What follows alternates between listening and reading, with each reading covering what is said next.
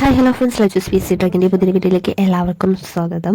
അപ്പോൾ എല്ലാവരും നന്നായി തന്നെ പഠിച്ച് ബുക്കെല്ലാം അടച്ചു വെച്ചിരിക്കുന്നു എന്നാണ് ഞാൻ വിശ്വസിക്കുന്നത്. ഇനിയിപ്പോൾ ശനിയാഴ്ച എക്സാമാണ്. അപ്പോൾ ഇപ്പോൾ കുത്തിയിരുന്ന് പഠിക്കുന്നതിൽ വലിയ കാര്യമുണ്ട് എന്ന് എനിക്ക് തോന്നുന്നില്ല. അവസാന നിമിഷങ്ങളിൽ എൻ്റെ ഒരു കാര്യമാണെങ്കിൽ അവസാന നിമിഷത്തെ പഠിക്കണം എന്ന് ഞാൻ ഒരിക്കലും പറയില്ല കേട്ടോ. ഞാനും എൻ്റെ ഒരു പഠനം നിർത്തി വയ്ക്കാനുള്ള ഒരു മൂഡിലേക്കാണ് ഇപ്പോൾ പോയിക്കൊണ്ടിരിക്കുന്നത്. എന്നാലും അത്യാവശ്യം കുറച്ച് കാര്യങ്ങൾ കൂടെ എനിക്കൊന്ന് നോട്ടീസ് വായിച്ച് നോക്കാനുണ്ട്. അപ്പോൾ ആ ഒരു പഠനമാണ് ഇപ്പോൾ മുന്നോട്ട് കൊണ്ടുപോയിരിക്കുന്നത്. അപ്പോൾ രാവിലെ അങ്ങനെ വായിക്കാനൊന്നും സമയം കിട്ടിയിട്ടുണ്ടായിരുന്നില്ല. അപ്പോൾ ഞാൻ നൈറ്റാണ് ഇരുന്ന് പഠിക്കുന്നത് കേട്ടോ. പഠിക്കല്ല, വായിക്കുകയാണ് കേട്ടോ. അപ്പോൾ അത് നമ്മൾ വീഡിയോ ചെയ്യാമെന്ന് വിചാരിച്ചു. ഞാൻ കരുതിയത് എക്സാം കഴിഞ്ഞിട്ട് ഒരു റിവ്യൂ വീഡിയോ ഇടാം എന്നാണ് വിചാരിച്ചത്. പിന്നെ എനിക്കിങ്ങനെ കഴിഞ്ഞ വീഡിയോയിൽ കമൻറ്റ്സ് ഉണ്ടായിരുന്നു, സ്ട്രെസ്സിലൂടെ പഠിക്കുന്ന ഈ ഒരു ടൈമിൽ എക്സാം എടുക്കും തോറും ഇതുവരെ വലിയ കുഴപ്പമൊന്നുമില്ലാതെ ഈ എക്സാം എടുക്കുമ്പോൾ കൂടുതൽ സ്ട്രെസ്സും അതുപോലെ തന്നെ പഠിക്കാനുള്ള സാഹചര്യങ്ങൾ കുറഞ്ഞു വരുന്ന ഒരു സിറ്റുവേഷൻസ് പലരിലും ഉണ്ട് എന്ന് എനിക്ക് മനസ്സിലായി. അപ്പോൾ ഞാൻ കരുതി ഞാനും ആ ഒരു ഘട്ടത്തിലൂടെയാണ് കടന്നു പോയിക്കൊണ്ടിരുന്നത്. ഇപ്പോൾ ഞാൻ വീട്ടിലേക്ക് വന്നിട്ടുണ്ട്. അപ്പോൾ എനിക്ക് കുറച്ച് സമാധാനത്തോടെ ഇരുന്ന് പഠിക്കാനുള്ള ഒരു അന്തരീക്ഷമൊക്കെ ഉണ്ടായിട്ടുണ്ട്.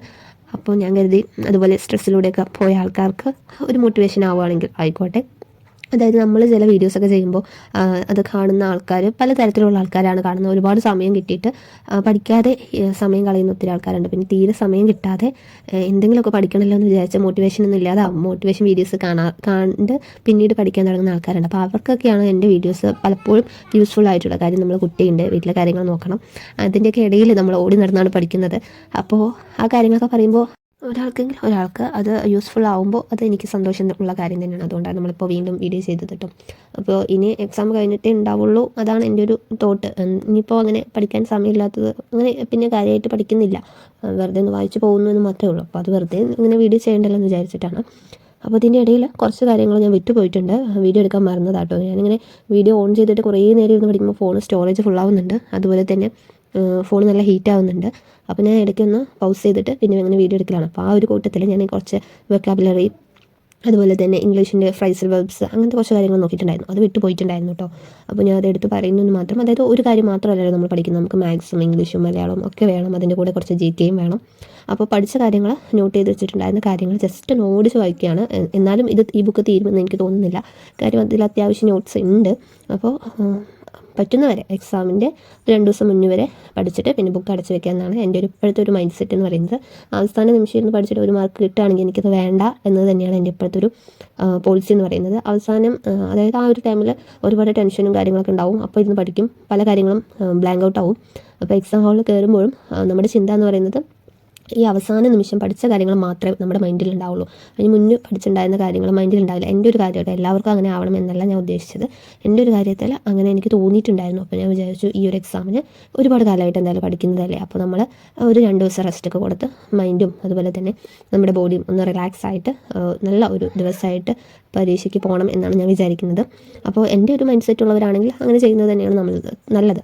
നമ്മൾ ഒത്തിരി കാലമായിട്ട് ഒരു കാത്തിരിപ്പാണ് ഈ ഒരു എക്സാമിന് വേണ്ടിയിട്ട്. അപ്പോൾ നമ്മൾ അവസാനമാകുമ്പോൾ ഒരുപാട് സ്ട്രെയിൻ എടുത്ത് പഠിച്ച് അത് നമ്മുടെ ബ്രെയിനും അതുപോലെ തന്നെ നമ്മുടെ ബോഡിക്കും നമ്മുടെ കണ്ണിനും ഒക്കെ അതൊരു പ്രശ്നമാവും. അപ്പോൾ അങ്ങനെ ആവാതിരിക്കാൻ വേണ്ടിയിട്ടാണ് ഇങ്ങനെ ചെയ്യാം എന്ന് വിചാരിച്ചത്. അതുകൊണ്ട് തന്നെയാണ്. പക്ഷേ ഞാൻ ആദ്യമൊക്കെ ആണെങ്കിൽ ഒരു മാർക്ക് കിട്ടട്ടെ എന്ന് വിചാരിച്ചാൽ കുത്തിയിരുന്ന് പഠിക്കുകയൊക്കെ ചെയ്യുമായിരുന്നു കേട്ടോ. പക്ഷേ ഇപ്പോൾ കുറച്ചായിട്ടാണ് എനിക്ക് ഇതിൻ്റെ ഒരു കാര്യങ്ങൾ പാറ്റേൺ PSCൻ്റെ ഒരു കാര്യങ്ങളൊക്കെ മനസ്സിലായത്. അപ്പോൾ PSC ക്വസ്റ്റ്യൻ പേപ്പറുടെ കാര്യം തന്നെ നമ്മൾ നോക്കുകയാണെങ്കിൽ ആദ്യത്തെ വരുന്നത്, അപ്പോൾ ഏത് കോഡാണെങ്കിലും കൂടുതലും കോഡിനെ സംബന്ധിച്ച് പറയുകയാണെങ്കിൽ ആദ്യമൊക്കെ കുറച്ച് ടഫായിട്ടുള്ളത് അങ്ങനെയൊക്കെ വരുമ്പോൾ, അല്ലെങ്കിൽ നമ്മൾ പഠിക്കാത്ത ഭാഗത്തു നിന്നൊക്കെയാണ് ഫസ്റ്റ് വരുന്നതെങ്കിൽ നമുക്ക് ടെൻഷനാണ്.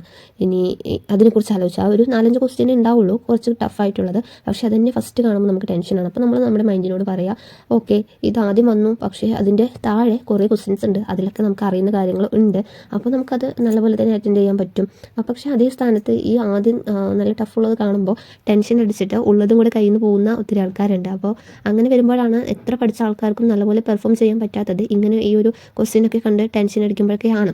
അപ്പോൾ പറയാനുള്ളത് ഇനിയുള്ള എക്സാംസിനൊക്കെ ആണെങ്കിൽ പരമാവധി നമുക്ക് ടെൻഷൻ ഇല്ലാതെ പോകാൻ ശ്രമിക്കുക. നമുക്ക് കിട്ടും, നമ്മൾ ഇത്രയും കാലം നമ്മൾ പരിശ്രമിച്ചാണ്, എന്തായാലും നമുക്ക് കിട്ടും. ഇപ്പോൾ നമുക്ക് എക്സാം ടഫാണെങ്കിൽ ഇതുപോലെ പഠിക്കുന്ന ആൾക്കാരാണല്ലോ ബാക്കിയുള്ളവരും, അപ്പോൾ അവർക്കും എക്സാം ടഫ് തന്നെ ആയിരിക്കും. പിന്നെ ചില ക്വസ്റ്റ്യൻസ് നമുക്ക് പെട്ടെന്ന് ബ്ലാങ്ക് ഔട്ട് ആയിട്ട് കിട്ടിയില്ല എങ്കിൽ പോലും ഓക്കെ സാരമില്ല, നമുക്ക് കിട്ടുന്നതൊക്കെ ഉണ്ടല്ലോ, അതൊക്കെ ചെയ്തു പോവുക. അപ്പോൾ ആദ്യത്തെ ഒരു സ്റ്റേജ് എന്ന് പറയുന്നത് നമുക്ക് അറിയാവുന്നതൊക്കെ വേഗം ചെയ്തു പോവുക. അത് കഴിഞ്ഞ് രണ്ടാമത്തെ ഒരു വായനയ്ക്കുള്ള സമയം കൊടുക്കുക. എന്നിട്ട് കുറച്ച് മനസ്സിരുത്തി വായിച്ച് ഒരു 50-50 ചാൻസ് ഒക്കെ ഉണ്ടെങ്കിൽ അതൊക്കെ ഒന്ന് കറക്കി കുത്താൻ ശ്രമിക്കാം.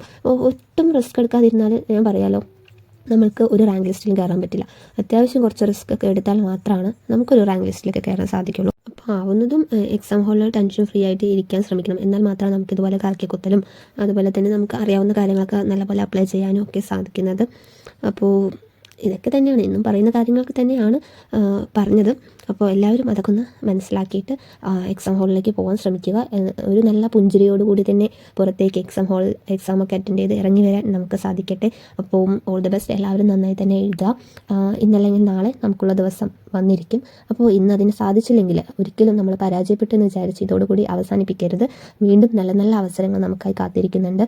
അപ്പോൾ നമ്മുടെ ഓരോ സ്ട്രഗിൾസും ഓരോ ഉറക്കമില്ലാത്ത ദിവസങ്ങളും നമ്മൾ ആലോചിക്കുക. നമ്മൾ ഈ ഒരു എക്സാമിന് വേണ്ടിയുള്ള ആ ഒരു പ്രയത്നം തുടങ്ങിയിട്ട് കുറച്ച് കാലങ്ങളായി. അപ്പോൾ എല്ലാം നമ്മുടെ ഒരു ലക്ഷ്യം നേടുക എന്ന ഒരു കാര്യത്തിന് വേണ്ടിയിട്ട് തന്നെയാണ്. അപ്പോൾ അത്രയൊക്കെ ഉള്ളൂ. എല്ലാവരും ആത്മവിശ്വാസത്തോടു കൂടി പഠിക്കുക. എല്ലാവർക്കും നന്നായി തന്നെ എക്സാം എഴുതാൻ സാധിക്കട്ടെ. അപ്പോൾ അടുത്തൊരു വീഡിയോ കാണുന്നവരെ ബൈ ബൈ.